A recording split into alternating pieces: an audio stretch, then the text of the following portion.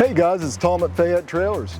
Today we have a HDU baseline from Diamond C. Actually makes these. It's their other line brand of trailers.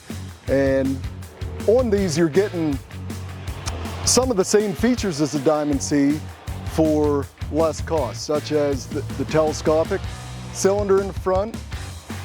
You're still getting a well-built dump trailer. You know, we're not going down to 12 or 14 gauge steel. You still get your board bracket standard on these. They go to 10 ply tires on these with an 8-inch I-beam instead of the engineered beam. So the competitors out there are mainly still using, or all still using, I-beam or C-channel. We try to steer away from C-channel, especially on a big trailer like this.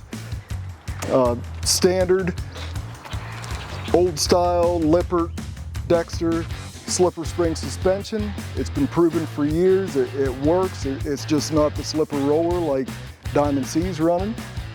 And back here you have a multi-function gate still with your spreader feature. As you tilt up, the gate opens to spread stones. So click the link below and check us out if you're looking for a dump trailer.